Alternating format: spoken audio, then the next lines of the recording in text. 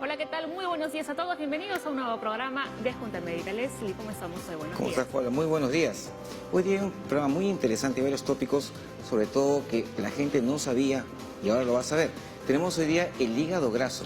Mucha gente piensa que esto solamente ocurre en gente que toma alcohol y eso no es cierto. Acá lo veremos. Claro que sí. Además, el día de ayer les habíamos comentado que arrancaba la Semana de la Maternidad Saludable y hoy contamos con una vocera del Ministerio de Salud para que nos cuente todos los detalles. Empezamos.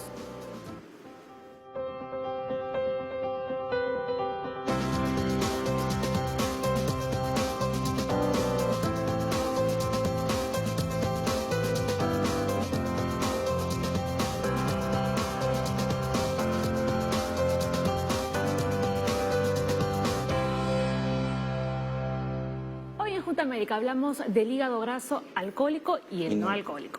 Así es, esta acumulación de grasa que ocurre en el hígado y que puede llevar a la cirrosis no solamente es causa del alcohol. Vamos a ver ahora que hay otros factores más que pueden ocasionar. ¿Cuáles son los efectos de tener hígado graso?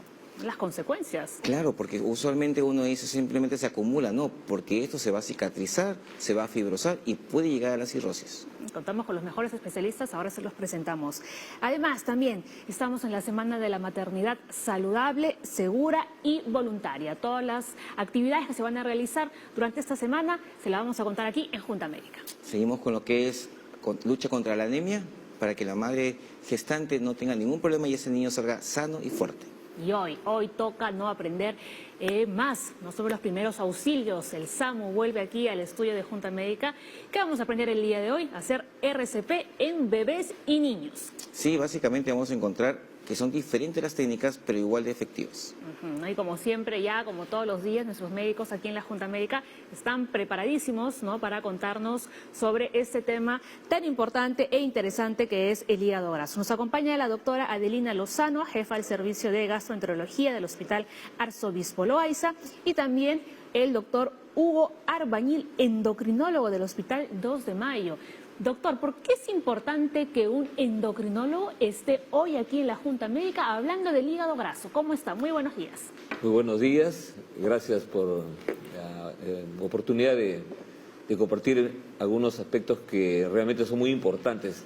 En realidad, el hígado graso, que hoy en día viene siendo una patología cada vez más prevalente, tiene un origen genético.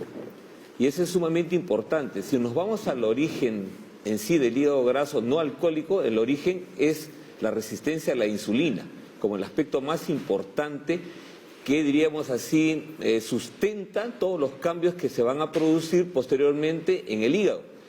Y algo que es sumamente importante es que desde el punto de vista sintomático no va a dar ningún síntoma, salvo hasta la fase final en que hay cirrosis.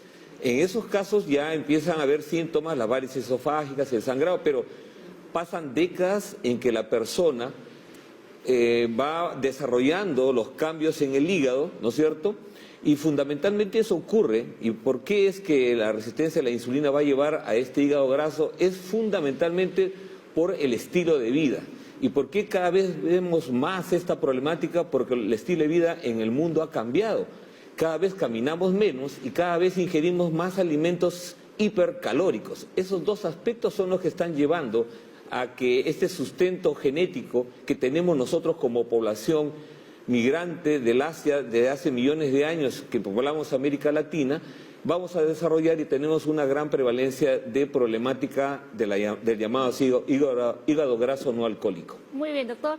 Vamos a seguir conversando con ustedes, ¿no?, después del corte, porque antes tenemos que darle la bienvenida, ¿no?, a nuestra invitada, la doctora Lucy del Carpio, ¿no?, directora de Salud Sexual y Reproductiva del Ministerio de Salud. Muy buenos días, muchísimas gracias por estar hoy aquí en Junta Médica. Con usted vamos a aprender, ¿no?, más que a aprender, a informarnos sobre esta Semana Saludable de la Maternidad, ¿no?, o de Maternidad Saludable. Sí, justo estamos celebrando la Semana de la Maternidad Saludable, Segura y Voluntaria. Esto es para hacer un llamado de atención a toda la población, ¿ya?, de la importancia que es la mujer durante la gestación. Y estamos nosotros asumiendo el compromiso político de la anemia. Entonces, nuestro lema es gestantes sin anemia, bebés con futuro. Entonces, lo que nos preocupa es que la mujer se prepare para un embarazo, tenga todas las condiciones adecuadas, comience el embarazo con sus atenciones prenatales, su suplemento de hierro, su buena nutrición con alimentos que sean nutritivos como hígado, vaso, pescado, ¿no? Y que de alguna manera tenga todas las condiciones psicológicas, mentales, para prepararse para un parto institucional, porque el parto debe ser atendido por profesionales de la salud en un establecimiento, ¿no? Para salvaguardar la vida de la madre y del niño, que si hay alguna complicación se le puede atender de inmediato. Y algo importante para evitar la anemia en el recién nacido es el corte tardío del cordón y que la mamá, ¿no? De inmediato comience a dar la lactancia materna exclusiva a su bebé, ¿no? Entonces, en eso estamos preparando a todas las mujeres que deseen salir embarazadas, ¿no? Para que tengan un embarazo de calidad, saludable, sin complicaciones. Doctora, ¿por qué muchas mujeres no acuden a sus controles? Algunas porque viven muy lejos, otros porque como es un evento fisiológico dicen, no es una enfermedad, ¿para qué me voy a controlar? Es algo normal. Normal. Y mi familia no se controló, ¿yo para qué? ¿No? O sea, hay esas ideas todavía y algunas porque tienen miedo llegar al establecimiento y dicen, ¿qué me dirán? ¿Cómo será? ¿No? Y lo que no saben es que es gratuito, porque algunas dicen, no, voy a pagar. No, es completamente gratuito toda la atención prenatal en el Perú. Hay que hacer un poco de hincapié también en la mamá gestante que mientras mejor esté su reserva de hierro, ese niño va a nacer mucho mejor. Justo conversando con los neurólogos el día de ayer que tuvimos una reunión acá, veíamos que el desarrollo neurológico del niño va a ser mucho mejor si la mamá está sin anemia. Entonces hay que reforzar eso porque la mamá debe estar bien nutrida para que el bebito reciba lo mejor. Claro, por eso en toda mujer que decida salir embarazada debe ir ella y su pareja al establecimiento de salud. Ahí le hacen todos los análisis, si por A o B tiene anemia, inmediatamente se le da tratamiento, ¿no? Se ve si alguna patología más hay para tratarla y se comienza a dar ácido fólico 3 meses antes del embarazo para evitar todos los problemas del tubo neural, ¿no? Comienza el embarazo igualmente. Al principio hay un poco de náuseas, por eso recién de las 14 semanas ya se le da el hierro, ¿no? Porque sabemos que es fundamental para el cerebro de ese niño, ¿no? Y lo que queremos nosotros es que un embarazo culmine con un bebé sano, un bebé con futuro, Claro. ¿no? Como son los que necesitamos en el país, porque un bebé con anemia va a estar cansado, no va a rendir adecuadamente, va a tener más patología, más enfermedades. Entonces, para nosotros es fundamental y es la política de gobierno abordar la anemia de nuestros niños, comenzando desde la gestación, Claro, ¿no? inclusive desde antes. Sí, porque justamente la gestante cuando va a consulta, a mí en la parte de medicina como infectólogo, me piden simplemente el TORCH, todo lo que es la parte infecciosa, pero no preguntan su estado de hemoglobina y otras cosas más. Entonces hay que recalcar que esto es sumamente importante porque ese niño tiene un futuro y que podemos nosotros comenzar a prevenir que todo vaya bien. Claro, o sea, por eso es fundamental en toda persona. Ideal sería hombre o mujer, que llegue a una consulta y vea su hemoglobina. Porque también cualquier adulto que va a estar con anemia va a estar cansado, deprimido, o sea, no va a rendir adecuadamente. Entonces, ideal siempre su hemoglobina. Y más si es mujer, si está gestando, con mayor razón. ¿No? Ideal. Doctora, ¿cuáles son las actividades importantes que se van a realizar en esta semana? Ya hemos comenzado, el viernes tuvimos una sesión de morbilidad materna extrema con todos los directores y ginecobstetras de los hospitales de Lima, ¿no? Para hablar de la morbilidad materna extrema es cuando la mujer está muy grave, se hace de todo y se salva, ¿no? Entonces se analiza cómo llegó ese problema y cómo se ha salvado esa mujer, ¿no? Después, en esta semana se están haciendo jornadas, campañas en las diferentes DIRIs de Lima y también en todo el país, ¿no? Pasacalles. Y un evento fundamental va a ser el jueves 23, a partir de 8 a 1, que van a venir los gobernadores de todas las regiones, los directores de salud, las coordinadoras, los directores y médicos de todos los hospitales de Lima y Callao para tener el foro Unidos por la Salud Materna. O sea, nosotros queremos que todos estén comprometidos, porque la salud no es exclusivamente el Ministerio de Salud, es responsabilidad de todos, Claro que sí. todos, hasta el niñito que nace, todos. Por ejemplo, si el barredor de la calle no cumple su función, está dejando basura que va a contaminar a las personas. Entonces, todos tenemos que estarnos unidos.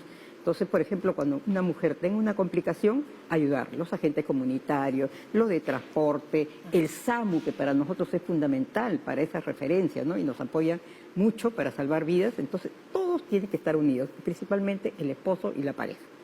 ¿no? Eso es fundamental. Doctor, a ver, el día 25, ¿no? En concreto hay una feria gastronómica, ¿no? Come rico sin anemia, ¿no? Ese es el lema, ¿no? El lugar va a ser en el CLAS, Comité Local de Administración de Salud, Sagrado Corazón de Jesús, el límite entre San Juan de Huarochirí, San Antonio de Huarochirí, perdón, y San Juan del Lurigancho. Sí, o sea, nosotros queremos hacer secciones demostrativas para la que mujer aprenda a comer, porque a veces dicen, ay, sangre no, sangre es riquísima, Buenas. inclusive se hace pudín de sangrecita, es riquísimo, a los niños cómo les gusta, cómo lo piden, ¿no? Y se puede hacer en diferentes formas, igual el hígado, el bofe, la chanfainita, ¿no? Es muy rico, el pescado, ¿no? Entonces hay que enseñarle cómo nutrirse y también que tome, si quiere tomar líquidos, agua pura o jugos, ¿no? Frescos de fruta, ¿no? Evitar las gaseosas, evitar el café.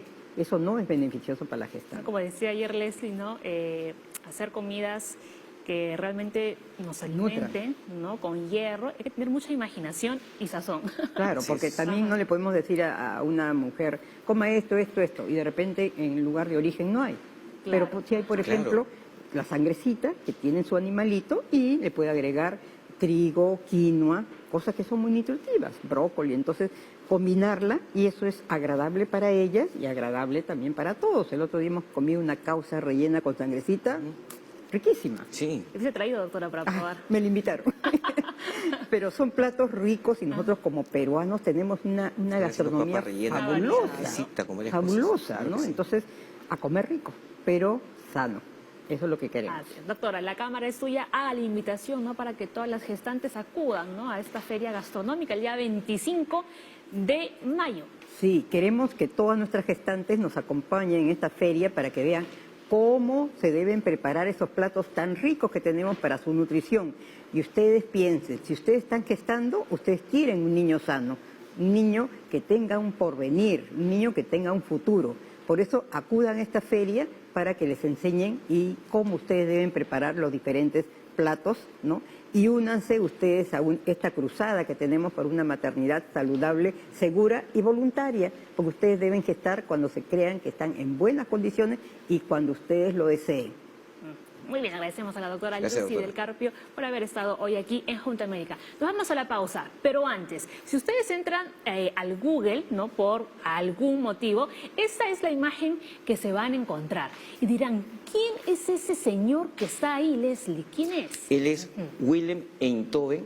Él es quien ganó un premio Nobel porque inventó el electrocardiograma.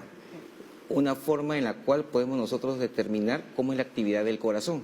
En buen castellano, si no funciona el corazón, puede ser, por ejemplo, por un infarto, por alguna arritmia. Este electrocardiograma nos va a decir qué está pasando y cómo vamos a actuar. Lo que sí, en la época de él, pues vemos una máquina sumamente grande y ahora los electrocardiogramas son pues pequeñísimos, Claro. son portátiles, ha avanzado bastante. Y lo que sí, esa figurita del Google se llama Doodle, El Doodle. que hemos aprendido hoy día esa palabrita. Pues el Doodle es en honor hoy día al creador del electrocardiograma y que salva muchas vidas desde esa época hasta la actualidad. Claro que sí, no siempre Google recordándonos, ¿no? Momentos importantes.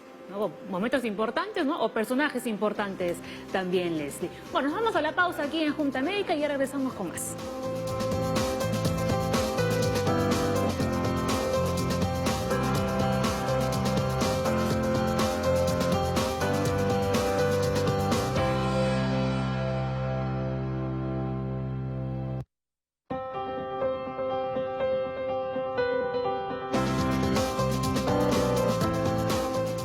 Arrancamos ya con nuestro tema del día, que es el hígado graso. ¿Qué es el hígado graso? Lo vamos a entender a continuación. Hay dos tipos de hígado graso, el causado por el alcohol y el que se manifiesta a pesar de que no se consume alcohol. Se puede presentar en niños y adultos, en algunos casos se desarrolla cirrosis e insuficiencia hepática. Esto es un tema serio, no es un tema sino más que lo podemos tomar a la ligera. Los doctores Adelina Lozano, jefa de servicio de gastroenterología del Hospital Arzobispo Loaiza, y el doctor Hugo Arbañil, endocrinólogo del Hospital 2 de Mayo, nos acompañan el día de hoy, junto al doctor Leslie Soto, médico internista e infectólogo del Hospital Cayetano Heredia, para conversar sobre el hígado graso. Doctores, ahora sí, se pueden extender todo lo que quieran, ¿no?, para comentar sobre ese tema importante. Bueno, yo le comentaba justo en el entretiempo al doctor y le decía de que Es interesante y es la primera pregunta que hiciste, Paola, ¿qué hace un endocrinólogo en esta reunión de hígado graso? Bueno, el punto más importante es que cuando miramos un paciente que por ecografía le dicen tiene hígado graso y viene a visitar al especialista del hígado, nosotros estamos mirando el hígado, pero no nos estamos mirando los detalles que han generado esto. Es decir, es un paciente que tiene un síndrome metabólico, es decir, tiene dislipidemia, tiene diabetes o resistencia a la insulina, tiene un contexto de hipertensión arterial, que es una enfermedad generalizada en la que el hígado también está comprometido. Entonces, nosotros vamos a tener un foco en el hígado, pero el foco complementario lo tendríamos que hacer también con endocrinología para que maneje esa otra parte metabólica que nosotros no la vamos a saber manejar. Entonces, yo creo que esa suerte de matrimonio entre endocrinología, entre gastroenterología, los especialistas en el hígado y los cardiólogos también es importante. Entonces, ¿por qué? Porque se ha visto que los factores de riesgo en un paciente que tiene hipertensión arterial, que tiene diabetes, que tiene resistencia a la insulina, van a comprometer más al hígado, y viene el concepto nuevo de no solamente el hígado graso en el paciente obeso, sino el hígado graso en paciente delgado, que tiene un componente metabólico. Entonces, yo diría, conversemos con nuestros colegas especialistas para dar a nuestro paciente el manejo correcto, ¿no? Y que los pacientes sepan que no solo deben visitar a un especialista, sino, como decía la doctora Adelina, a varios que van a trabajar de forma conjunta. Así es. Y más aún, yo creo que otro aspecto importante, por eso hacía hincapié al inicio en de mi intervención, en la presentación, de la resistencia a la insulina, porque finalmente la intervención y la prevención que podemos hacer en realidad está desde las primeras etapas de la vida. O sea, cómo se hace, por ejemplo, la lactancia en los niños. O sea, desde que deja de lactar de mamá, ¿qué le van a dar de alimento? ¿Y cuáles van a ser sus primeras actividades? Porque al final este problema de la resistencia a la insulina, como es genético, eso no lo vamos a arreglar. Lo tenemos, lo traemos, pero eso se va a manifestar por la forma en que vivimos. Y el gran problema que tenemos hoy en día es la poca actividad física, el sedentarismo. Eso, comentábamos con Adelina hace un rato, nosotros jugábamos la pega escondidas, mata gente, o sea, corríamos. Los niños hoy en día están con la tableta y están sentaditos y comiendo. Entonces, eso, ahora vemos hígado graso desde la niñez, eso vemos nosotros en este momento. Hígado graso, si íbamos a ver un hígado graso en la niñez era algo imposible, ahora lo vemos. Y eso está ocurriendo justamente por estos estilos de vida, malos hábitos que vamos tomando. En los colegios se abolió la educación física. Nosotros, yo recuerdo en la época escolar, nuestro profesor de educación física nos enseñaba salto alto, salto largo, jabalina, de todo. Carreras, y ahora, todo. Y ahora los niños que hacen educación física es como un recreo ampliado nada más. O sea, no hay la educación física realmente programada, ¿no? No porque van a ser campeones, de repente sale un campeón, pero es ya la costumbre que uno tiene de hacer la actividad física. Claro, motivarlos. Sí, y mira, hay otro punto importante que lo acaba de mencionar. En Perú nosotros empezamos a mirar hígado graso desde niños. Nosotros tenemos una muestra de pacientes que no es demasiado grande, digamos, y haríamos mal en decir vamos a extrapolar este dato a la población general, pero sí llama la atención. En 201 biopsias hepáticas que se realizaron a los pacientes, se mira, porque conforme decías al inicio del programa, esta es una enfermedad que va a progresar y va a progresar a la cirrosis. Entonces quisimos evaluar cuál era la severidad de este hígado graso y cuántos de nuestros pacientes llegaban a la cirrosis. Encontramos un porcentaje alto de 23% de pacientes sin ninguna manifestación, asintomáticos, que tenían fibrosis cirrótica o precirrótica, que ahora denominamos fibrosis avanzada. Pero lo más interesante es que los estudios, 1999, el doctor Angulo, en Estados Unidos habla y dice que la edad en la que ellos consideran que uno debe evaluar estos factores de riesgo es pasado los 45 años. Y hay otro estudio grande, europeo, del doctor Ratio, dice más de 50 años. Nosotros encontramos esta fibrosis avanzada en una edad media de 40 años, por encima de de 40 años. Entonces, Y veíamos, ¿no?, que acompañaba su explicación, la imagen la podemos volver a poner, por favor. Cuando hablamos de fibrosis, ¿a qué nos referimos? ¿A unos cordones que se van formando claro, en el entonces, hígado? por ejemplo, esa es una diapositiva que la hemos traído preciso para que nuestra gente entienda. Entonces, esa es la biopsia, es decir, la muestra del hígado que tomaríamos de un paciente que en la ecografía puede decir tiene el hígado graso. Tiene el hígado graso, es cierto, que son esas bolitas blancas, que es la grasa, pero vean ustedes que todas esas tinciones en color azul, verdoso que miramos, esas son la fibrosis. Es decir, este paciente tiene un examen del hígado a través de los análisis de sangre perfectamente normales, está totalmente asintomático, pero este paciente puede tener ya resistencia a la insulina y cuando nosotros hacemos una evaluación más profunda encontramos esa fibrosis. Si nosotros no tenemos ningún tipo de intervención, esta fibrosis va a avanzar y va a llegar a la cirrosis. Pero eso no es todo. A mí lo que más me alarma es que independientemente de si ya llega a la etapa severa de la enfermedad, nuestro paciente puede tener un cáncer de hígado. Cáncer de hígado es uno de los cánceres que ha ido incrementándose en el Perú y ocupa un sexto lugar importante. Entonces, digamos que tendríamos sí que estar atentos a esa nutrición desde la infancia, porque miren, tenemos ahí otra imagen, y esto para que entienda también nuestra gente que nos está escuchando, Claro, el hígado graso va a tener diferentes grados de severidad de hígado graso, desde poquito hasta una forma severa de hígado graso, pero independientemente de la severidad del hígado graso, mi paciente puede hacer fibrosis y puede llegar a la cirrosis. ¿Por qué? Porque tenemos ese componente genético del que se hablaba también, ¿no? Y cuando escuchamos la palabra cirrosis, ¿no?, automáticamente lo relacionamos con una persona que consume alcohol en cantidades altas, ¿no? Pero no tiene nada que ver en realidad. No, a ver, Les. Sí, acá lo que hay que llamar la atención es que no solamente el alcohol va a llevar a la cirrosis. Así es. Muchas personas están pensando que, bueno, yo no consumo alcohol, ¿para qué me voy a cuidar del hígado? No consumo pastillas, ¿para qué me voy a cuidar del hígado? Pero su alimentación no es buena. Entonces lo que va a pasar acá es que el hígado, que tiene un montón de células que funcionan, se comienzan a llenar de grasa y obviamente esa célula que está con la grasa ya no está funcionando. Entonces esas células comienzan a perder su función y se comienza a poner entre comillas dura, que son pues la parte en la cual se fibrosa y deja de funcionar, ¿no? Y tenemos, como vemos ahí, dos tipos de hígado graso. El no alcohólico, que tiene daños, que no tiene daños en el hígado, o sea que se almacena un poco de grasa y se puede limpiar.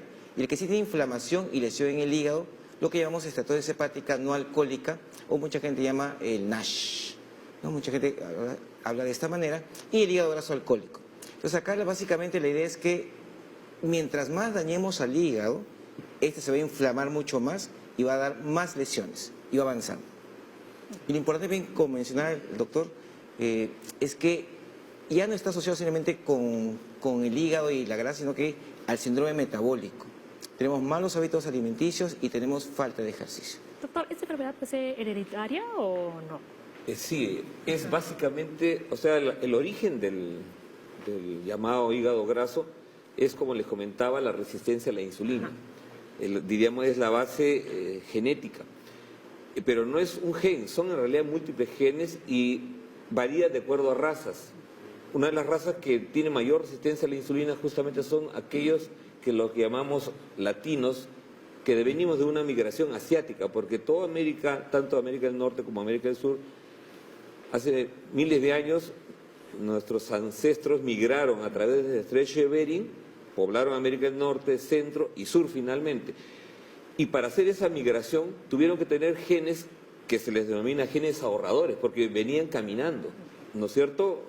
Y no había comida. Entonces, para esa época, ese gen permitió que ellos pudieran sobrevivir, por eso se llama el gen ahorrador. Eran, diríamos así, con poquita comida podían mantener su peso corporal. Eso que fue una defensa en aquellos años, hoy en día, Contrario.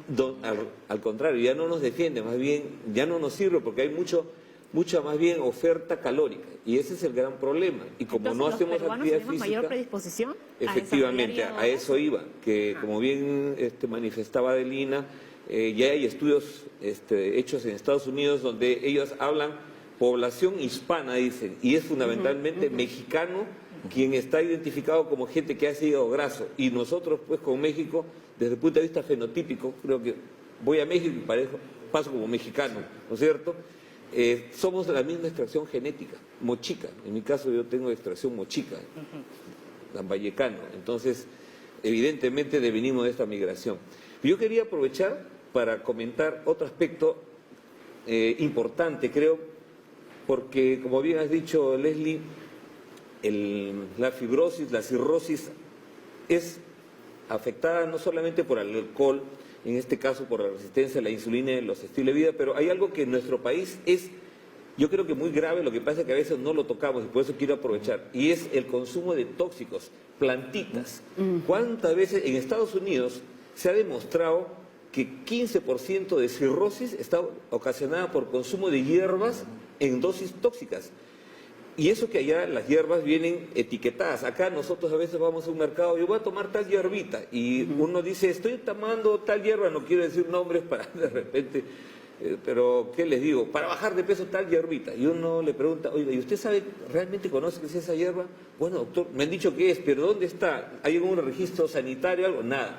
O sea, tomamos, natural, así es, tomamos cualquier hierbita y no sabemos lo tóxico que puede ser, y uno de los tóxicos es para hígado de diversos tipos de hierbitas, entre comillas, que son usadas así muy alegremente, y lo que ocurre es que la cirrosis va a ser la etapa final de haber estado tomando constantemente estos y eso, tóxicos. doctor, lo hemos aprendido con Jorge Cabrera, ¿no?, que es nuestro biólogo aquí invitado a Junta Médica, que viene del CENSI, que nos dijo, o sea, no porque algo es natural, se va a tomar de forma indiscriminada. Así es. Ahora que está muy de moda todo esto de ir al gimnasio y cuidarse y tomar estas proteínas, ¿afectaría al hígado? Bueno, lo que pasa es que la nutrición tiene que ser un tema balanceado. Todos los excesos son dañinos, ¿no? Entonces, el tema no solamente son las proteínas, sino las cosas extras que les dan para ganar masa muscular. Entonces, yo diría que aquí tendríamos que entrar en un equilibrio. La dieta debería de ser balanceada, pero no con excesos de proteínas ni con excesos de hormonas para incorporar más masa muscular, ¿no?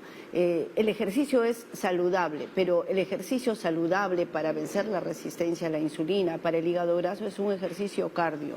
¿Sí? Es un ejercicio que debería ser básicamente o caminata, o trote, o bicicleta, natación, todo lo que sean ejercicios aeróbicos y por un tiempo promedio de 30 minutos. No son los ejercicios para ganar masa muscular los que van a tener los que van a tener un impacto benéfico para el hígado. Es más bien el ejercicio cardiovascular. Muy bien. Yo quería complementar un aspecto importantísimo de lo que has ya comentado, Adelina, que es lo siguiente. No es que sea negativo, pero diríamos costo-beneficio. Yo compro una proteína que cuesta, por decir, 2 soles y una harina que me da energía 1 sol.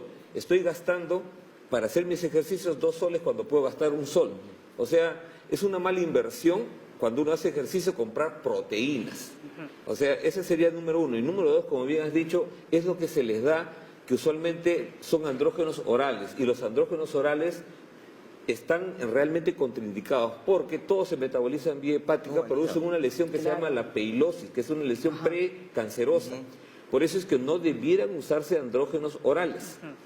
Obviamente la indicación de los andrógenos parenterales es un gran problema y por eso es que la WADA, en lo que es el Comité Olímpico, hacen los exámenes para ver si es que los atletas usan, porque en realidad es una forma de aumentar la fuerza muscular. Y es algo, si bien es vedado, es usado, todos sabemos que es usado. Ahora, los efectos sí del uso de andrógenos van a verse años después en todo lo que es fertilidad. Ese sería el gran problema de los chicos. Por eso nosotros siempre les decimos, no usen, por más que parezca que te ves bien, porque es más musculoso, no debemos olvidar que cada uno de nosotros tenemos la musculatura que es nuestra carga genética. Yo le pongo el ejemplo, Arnold Schwarzenegger, Bruce Lee. Bruce Lee era un hombre, pues, como se dice, pura fibra, pero es raza asiática. Schwarzenegger es caucásico, entonces evidentemente la musculatura se desarrolla diferente en las diferentes razas. No podemos ser, o quisiéramos ser, pero tenemos que saber reconocernos en cada uno cuál es nuestro fenotipo genético. Y estas personas que consumen estos andrógenos, porque van a la consulta y siempre tienen pruebas de función hepática alteradas. Sí. Y agarran y me dicen, ¿cuándo me puedo poner otro ciclo más? Realmente también está malogrando el hígado. Sí, sí, sí. O sea, de hecho, entramos al tema de la hepatotoxicidad por fármacos, ¿no? La indicación siempre es un abandono hasta tener algunas enzimas, que son las que nos orientan, que deberían estar normales y no usarlas. Pero ya cuando ha habido una exposición previa y se reconoce que ha habido una lesión, la idea es no volverlas a usar. Entonces, no esperar cuando... Ese cuándo es cuando recibo quimioterapia, cuando recibo drogas que de veras van a ir en beneficio de mi salud, ¿no? Pero si esto ha ocurrido, la idea es no volverlas a usar. Dejarlas ahí. Muy bien. A ver, rapidito. No todas las personas con esteatohepatitis no alcohólica tendrán cirrosis. Ajá. La cirrosis es la enfermedad crónica irreversible del hígado que impide su adecuado funcionamiento. En casos avanzados son necesarios los trasplantes de hígado. Y justamente al trasplante es donde no queremos llegar porque lamentablemente nuestro país encima no es nada solidario y no donamos nada. Muy bien. A ver, rápidamente, doctora, tenemos aquí otra imagen, ¿no?, que usted nos va a explicar. Ahí. Entonces, es interesante porque justo han mencionado, Paola, la esteatohepatitis, ¿no? Es decir, una cosa es tener hígado graso. El hígado graso simple es un poco de grasa sin inflamación, pero la esteatohepatitis ya es un hígado que tiene inflamación. Este hígado que tiene inflamación, si además tiene fibrosis, es decir, esas cicatrices que veíamos en la diapositiva anterior, fíjense que la historia natural de este paciente en 5 a 10 años, el 30% va a llegar a la cirrosis. Es decir, no todos, es el comentario importante, pero hay un 30% que en 5 a 10 años llegará a cirrosis. ¿Cuál de nuestros pacientes que vienen a la consulta van a llegar a la cirrosis? Es lo que no sabemos, por lo tanto necesitamos en todos los pacientes tener una prevención. Y acá vendría el tema del tratamiento. Yo puedo a un paciente que tiene fibrosis darle alguna expectativa favorable para que no llegue a este estadio, sí, porque la clave es bajar de peso. Hoy por hoy la terapia estándar es que el paciente baje de peso y cuando baja de peso conseguimos que esa fibrosis en un porcentaje importante de pacientes regresione, es decir, retroceda. Y esto es súper bueno para los pacientes, porque son pacientes entonces que van a tener una esperanza de vida mejor solo con bajar de peso. A ver, rápidamente, vamos a ver cuáles son algunos síntomas, ¿no?, del hígado graso por alcohol, pero atención, remarcamos la fase ya avanzada. Acumulación de líquido en las piernas, edema, y en el abdomen, ascitis, ictericia, enrojecimiento en las palmas de las manos, en los hombres, impotencia, encogimiento de los testículos e hinchazón del pecho, formación de hematomas y sangrado anormal, confusión, heces de color pálido o color arcilla. ¿De acuerdo? Es cirrótico. Sí, es un estadio avanzado. Estoy avanzado ya. Claro, eso es lo que queremos evitar. Sí, precisamente para evitar ese estadio, yo diría, este espacio, como conversábamos con el doctor al inicio, debería de ser para dejar un mensaje claro, y el mensaje es: si usted tiene diabetes, si tiene sobrepeso, si le han encontrado hígado graso, acuda al médico. Acuda al médico para no solamente mirar si tiene o no grasa, sino para mirar si hay o no esa fibrosis de la que venimos conversando. Porque si encontramos la fibrosis en los estadios tempranos, vamos a poder hacer una intervención para devolverle la salud y dejarlo todo bien. Pero si ya llegamos en este estadio final, no hay punto de retorno, ¿sí? Entonces la idea sería identificar mis factores de riesgo y acudir a una consulta. Si tengo hipertensión, diabetes, resistencia a la insulina, el endocrinólogo es la persona ideal. Si ya empiezo a tener por identificación en endocrinología que tengo el hígado graso con fibrosis, el hepatólogo es el que lo tiene que mirar. ¿Por qué? Porque necesitamos unir fuerzas para que el paciente pueda vivir, no importa que tenga una carga genética, podemos modificar el entorno, el estilo de vida para que viva más tiempo sano, ¿no? Muy bien. Hacemos una breve pausa, doctores, aquí en el programa. Al volver, venimos con el SAMU, aprenderemos a hacer RCP en bebés y niños, y también regresamos con todas las consultas sobre el hígado graso. Ya regresamos.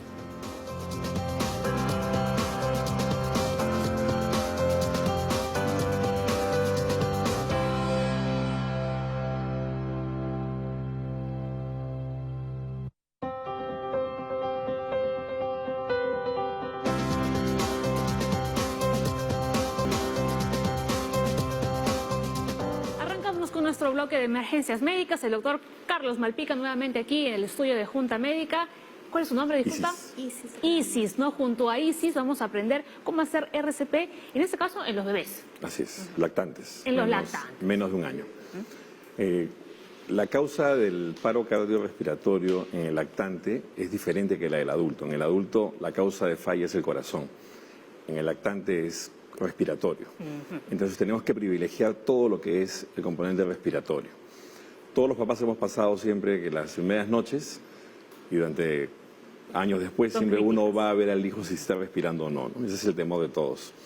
Entonces, estamos hablando de bebés, un bebé se llama lactante cuando tiene menos de un año. Hay un cuadro que se llama el síndrome de muerte súbita del recién nacido. Generalmente entre los 2 y los 6 meses es el mayor riesgo. Hasta el año puede presentarse. Lo que tenemos que identificar primero es si el niño respira o no. Ese es lo primero. Entonces, coincidentemente el maniquí es azul, pero un signo de alarma es la cianosis, que es cuando uno deja de respirar, Pones de color azul. se pone de color azulado y a eso se llama médicamente cianosis. Lo otro es que el niño no va a responder a los estímulos. Lo que se golpea generalmente es la planta del pie y no hay respuesta. Y cuando lo tratamos de sacudir o mover, vamos a tener un niño que está flácido, o sea, no hay ningún movimiento. No responde. Exactamente, no responde. O sea, no responde, color azulado, vemos que no moviliza el tórax, entonces este niño está en un paro respiratorio y posiblemente un paro cardíaco. Lo primero que tenemos que hacer es pedir ayuda para asegurarnos de que la ayuda llegue. Y lo segundo es empezar a dar ventilaciones boca a boca. Como el espacio es pequeñito, nuestra boca tiene que cubrir la boca y la nariz del bebé. Y vamos a dar 5 ventilaciones. ¿A todo esto? Sí, la boca y la nariz del bebé. Si no, el aire escaparía. En el adulto lo tapamos, en el lactante cubrimos con nuestra boca, la boca del niño y la nariz. Vamos a dar 5 ventilaciones de rescate, se llaman, con intervalos de 1 segundo. El aire que vamos a exhalar es lo que tenemos prácticamente en la boca, es poquito el aire. No hay que inspirar, sino vamos a exhalar lo que tenemos en la boca.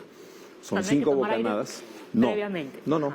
O sea, es con el aire que tenemos en la boca, con ese aire es suficiente. Muy Y el límite es ver que el tórax se expanda o se movilice. Si estamos ventilando y vemos que el tórax se expande, es un signo que estamos haciendo una buena ventilación. Hacemos las 5 ventilaciones y de allí empezamos a hacer las compresiones. Entonces, una técnica es que estemos solos. ¿Y por qué solo 5, doctor? Solo 5 ventilaciones. Porque tenemos que empezar a masajear el corazoncito también. ¿Pero por qué no 4, 3, 1? Ah, ok. No, lo que pasa es de que... 20. Antes hacían 2. Ajá. Antes empezaba con compresiones. O sea, ha habido varios experimentos, digamos. Y la convención es que sean 5. 5. Así es. Ok. Que sean 5. O sea, se entiende que con 5 se logra una oxigenación mínima y que es más eficiente o es igual que 6 o que 7. Pero debe ser más eficiente que 4 y que 3. Entonces, al final, es un número además fácil de recordar, ¿no? 5. Ok, perfecto. Hacemos las 5 ventilaciones que las hicimos, pedimos la ayuda previamente, ¿no? Entonces, si estamos solos, lo que podemos hacer es ventilamos e inmediatamente pedir ayuda. Entonces, llamamos al 106 y en la central del SAMU lo que contamos es con médicos. Entonces, hemos tenido casos en los cuales se ha dado la asistencia telefónica de qué hacer, el paso a paso con el teléfono. Todos los teléfonos tienen el altavoz, exactamente, y es permitido, digamos, hacer la conferencia. Entonces, el médico le va a empezar a dar las indicaciones, primero que se calme, que dé las 5 ventilaciones de rescate, que descubre el tórax del bebé, con 2 dedos, por el tamaño del bebé, entre las 2 mamilas, la línea de los pezones, al punto medio, van a hacer 5 compresiones. ¿Cuánto volumen? 30 compresiones. Si estamos solos, 30 compresiones, 2 ventilaciones, 32. Y la distancia que tenemos que deprimir es 4 centímetros. No es poco, son 4 centímetros. La ventaja es que el tórax del bebé es elástico. Y vamos a hacer 5 ciclos de 32 y eso más o menos va a demorar 2 minutos. La velocidad de las compresiones es de 100 a 120, igual que en el niño, igual que en el adulto, es un estándar. Y vamos ahora a dar solamente 2 ventilaciones. 30 compresiones, 2 ventilaciones. Okay. Las 5 son al inicio de rescate. Y después es 32. Después 32. Entonces, generalmente lo que vamos a decirles es que espere. Lo que pedimos es que espere. Pero a veces la gente no espera, coge un taxi o sale con el bebé en brazos en un vehículo particular y en más de una oportunidad hemos alcanzado el taxi en el camino al hospital. ¿Y cuáles son los riesgos, por ejemplo, de en vez de hacer esto, coger al bebé e irnos inmediatamente Que al vamos a tener segundos o minutos sin Perdidos. asistencia ventilatoria y de compresiones. Lo importante ahorita es tratar de ventilar lo mejor posible. Y en muchos casos, solamente con la asistencia telefónica, sin la presencia de personal ¿Ha sido médico, suficiente? ha sido suficiente. Igual tiene que ser ese bebé trasladado a un hospital para que sea evaluado Atendido. y observado, ¿no? Entonces, a veces puede ser un pequeño cuerpo extraño, pueden ser secreciones, broncoespasmo, problemas respiratorios que son frecuentes, ¿no? Ahora, si hablamos de un niño de 10 años, más o menos, Ok, ahí hay el maniquí no nos ayudaría. claro. Hay otra técnica que es para de niños de 1 año en adelante. Hablamos de niños hasta que aparecen caracteres secundarios. Antiguamente se decía 8 años, pero digamos, se consideran niños a los 10, 11 años, ¿no? Allí, mientras más pequeño sea a un lactante, podemos usar 2, 3 dedos. Y lógicamente, si ya pesa pues 50, 40 kilos, entonces tendríamos que usar una mano. Entonces, lo que se ha simplificado en la RCP, claro, acá estamos mal porque necesitamos que Isis esté, o sea, el niño debería estar debajo de la cintura, Ok. porque si no tenemos los brazos flexionados. En el suelo, como El lo haría suelo, con un exactamente, adulto. con un adulto. Perfecto. Entonces, el RCP se ha simplificado para justamente no confundir. El número mágico es 32, o sea, hacer 30 compresiones, 2 ventilaciones. Si no me acuerdo, 32 en niños, 32 en lactantes. Si hay 2 rescatadores, se haría 15-2. Pero que nos acordemos que tiene se que van ser turnando. 32, sí. Si nos acordamos que son 32 suficiente, lo aplicamos para todos, no hay ningún problema. Ok. En la secuencia anterior hablamos de la RCP solo a respiraciones. Eso solamente aplica para adultos. Muy ¿Por bien. qué? Porque en niños la causa es respiratoria. Entonces no podemos privilegiar y hacer solamente compresiones porque en los niños el problema fundamentalmente es respiratorio. Perfecto. En niños de todas maneras tenemos que hacer ventilaciones. Muy bien, entonces ya hemos aprendido las primero 5 ventilaciones De rescate. ¿no? De rescate. Empezamos con las compresiones. 32. 32. Eso es un ciclo, 5 ciclos, aproximadamente 2 minutos. A los 2 minutos evaluamos. Evaluamos si respira, si tiene pulso, tiene movimiento, respira. Si no hay movimiento, no reacciona, seguimos Ajá. haciendo compresiones y ventilación. Y a la par no se olviden llamar al 106, ¿no? Que es el número de emergencias médicas, del SAMU, ¿no? Y les pueden dar todas las indicaciones incluso. Isis, doctor Malpica, como siempre un gusto haberlos tenido aquí en el programa. Hacemos una nueva pausa, ¿no? Y para el próximo programa vamos pensando a ver qué hacemos aquí en la Junta Médica. Muchas gracias. Y regresamos con las consultas.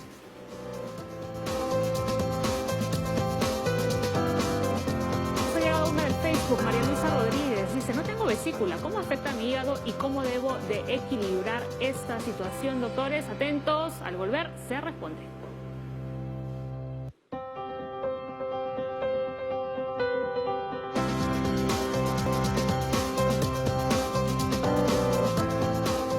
A ver, doctores, respondemos a la consulta de María Luisa Rodríguez. No tengo vesícula, ¿cómo afecta a mi hígado y cómo debo de equilibrar esta situación? Bueno, básicamente el no tener vesícula lo que va a hacer es que no tenemos la bolsita que guarda la bilis. El hígado va a seguir produciendo bilis. La idea acá es básicamente tener una alimentación bajo en grasa para no darle mucho trabajo a este hígado que no tiene la bolsa que nos ayuda para guardar. ¿Vamos? Muy bien. A ver, la siguiente consulta, rápidamente, también del Facebook, Percy Aguilar.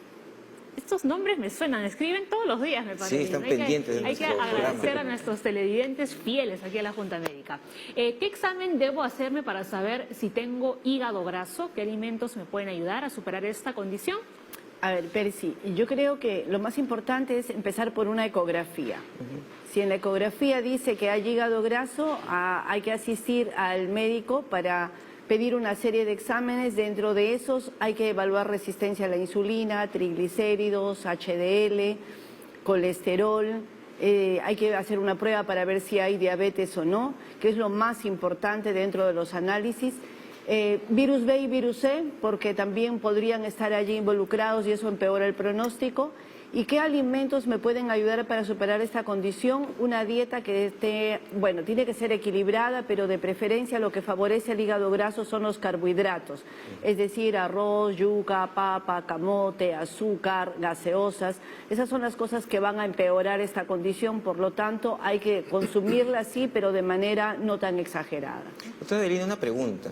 Siempre nos dicen, puedes tomar tal pastilla porque tal pastilla cura el hígado graso. ¿Es eso cierto?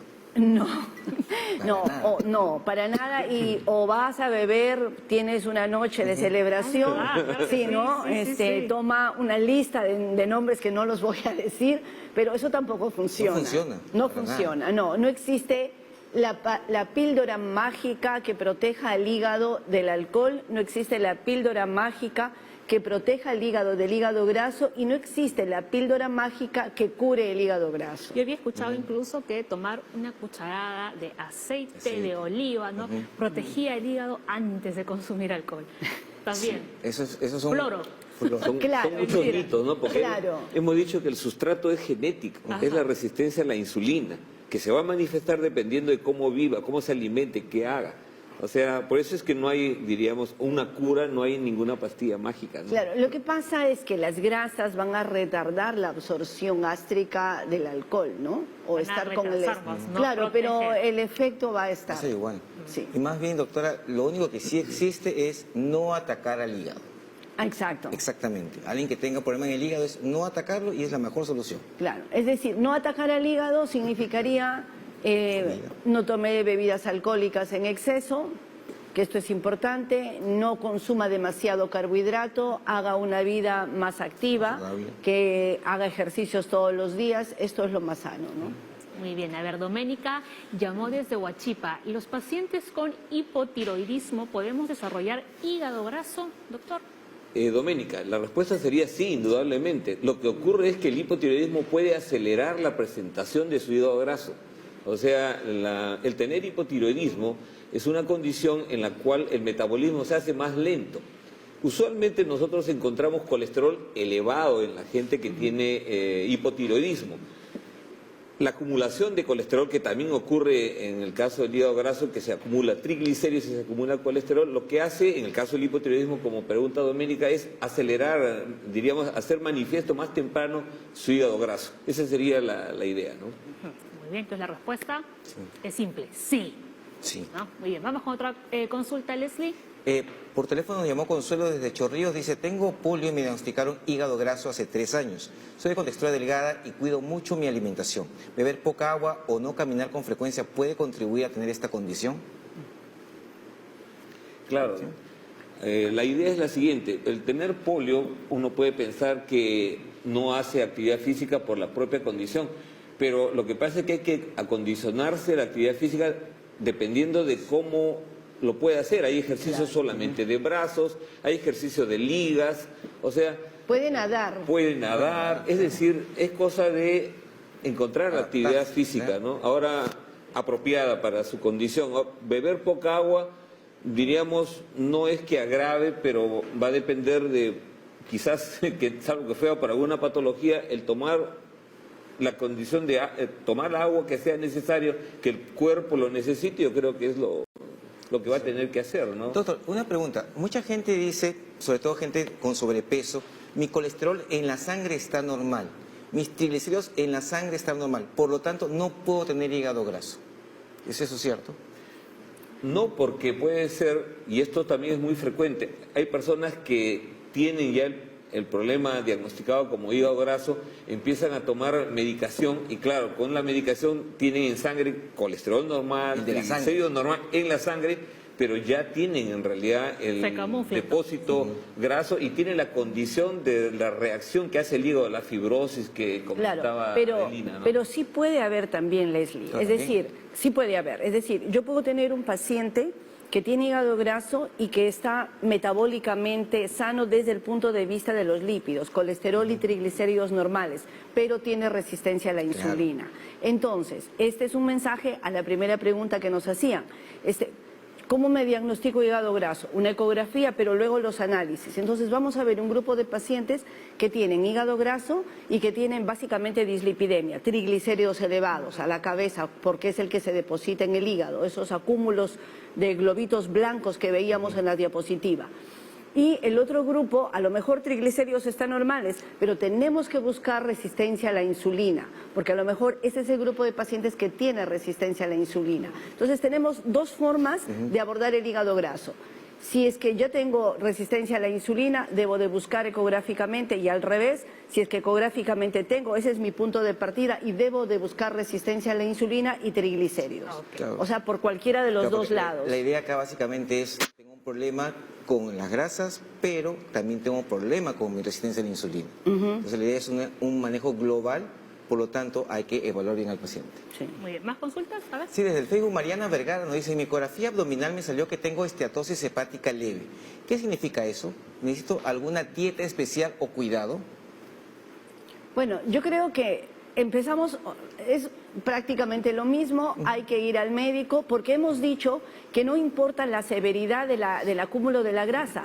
Yo puedo tener un hígado graso leve, moderado o severo, y el impacto sobre el daño de mi hígado podría ser el mismo. Por lo tanto, acudir al médico para hacer una evaluación y mirar si tengo o no estos factores de dislipidemias o de resistencia a la insulina, y evaluar la fibrosis dependiendo de la edad es importante. Entonces, más o menos grasa no es relevante. Lo importante es que ya hay grasa y eso hay que evaluarlo. Muy bien, vamos con la siguiente consulta. También fue una llamada telefónica. Eugenia, desde San Juan de Lurigancho. Mi hijo con síndrome de Down fue operado de la vesícula, pero hace 6 meses le diagnosticaron el hígado inflamado. ¿Esto es lo mismo que el hígado graso? A ver, generalmente hígado inflamado le llaman a los pacientes que le hacen los exámenes de unas enzimas que se llaman transaminasas.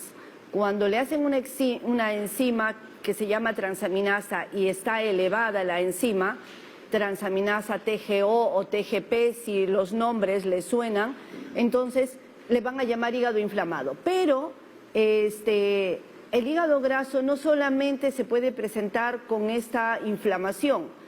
Esa inflamación puede representar otras causas, es decir, hepatitis B, hepatitis C, consumo de fármacos pueden inflamar mi hígado y elevar estas transaminasas. Entonces, el hecho de que tengamos transaminasas elevadas, que los médicos decimos el hígado está inflamado, no necesariamente significa solo hígado graso. Ajá. Desde Jesús María César nos dice, ¿es cierto que el consumo de tamarindo o agua de tamarindo es beneficioso para disminuir los efectos del hígado graso? A ver, doctor. Ese es un mito, otro mito, Otro ¿no? mito más a la Hablábamos lista. hace un rato de los mitos. Este sería un mito. En realidad no tiene nada que ver el tamarindo, y hay que recalcarlo. El hígado graso tiene finalmente un sustento genético, que es la resistencia a la insulina. A ella es la que tenemos que ir. En realidad todos los mitos que hay sobre tratamiento son falsos. Más bien aprovecho para comentar que muchas veces esta resistencia a la insulina lo ven primero los dermatólogos, con el cuello negro, lo que le llaman la cantosis nigricans. O sea, el dermatólogo muchas veces es el primero, diríamos, en encontrar la manifestación de resistencia a la insulina en la piel, que es el cuello negro, ¿no? Que es importante recalcar. Baja de peso el niño o el joven con con la manifestación de resistencia a la insulina, que es el cuello negro.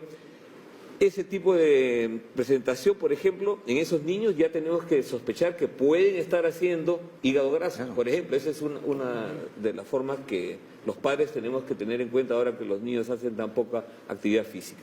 Pero estos mitos también, doctores, que vemos, yo por ejemplo en el Facebook veo que mucha gente empieza a compartir esto para el hígado, esto para no sé qué, esto para no sé cuánto. Yo digo, y no hay ni base científica.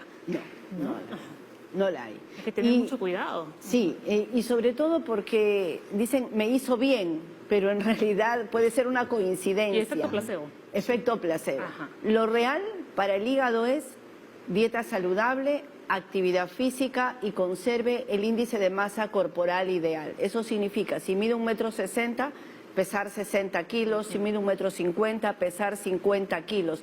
Eso podría ser un parámetro en el que todos tenemos la posibilidad de estandarizarnos, peso y talla. Entonces tenemos que tener el peso ideal y eso lo podemos hacer con ejercicios y con dieta. Eso yo diría sería mi consejo estándar, ¿no? ¿Y usted, doctor? Y algo importante para complementar, tratamiento existe, hay estudios con diversas drogas, liraglutide, pioglitazona, pero todas esas drogas tienen que ser indicadas médicamente y tienen sus indicaciones, porque no hay, el problema es que a veces se venden en algunos sitios sin receta y el paciente escucha tal medicina, se la han recetado a mi vecino que tiene hígado graso, yo también tengo, y van a querer tomar. Y evidentemente, si bien es cierto que hay literatura de uso de fármacos como los que he mencionado, pero no son para usarlos así tan libremente, sino tienen que ser indicados. Hacer hincapié que como el problema es genético, las condiciones ambientales, o sea, la falta de actividad física, el sedentarismo y la ingesta de alimentos excesivamente calóricos, que es la oferta que tenemos hoy en día, lo que le llaman la comida chatarra, es lo que va a condicionar el aumento de peso, y eso va a llevar a que se manifieste dentro de lo que es la parte del hígado, el famoso hígado graso, la esteatohepatitis no alcohólica, la diabetes, la hipertensión y toda la problemática asociada. ¿Y tu consejo, Leslie? Simplemente es dieta saludable, ejercicio y una vida sana para que no suframos de ninguna enfermedad. La dieta es simplemente comer sano y comer bien. Bien, gracias a todos por su preferencia. Hasta mañana.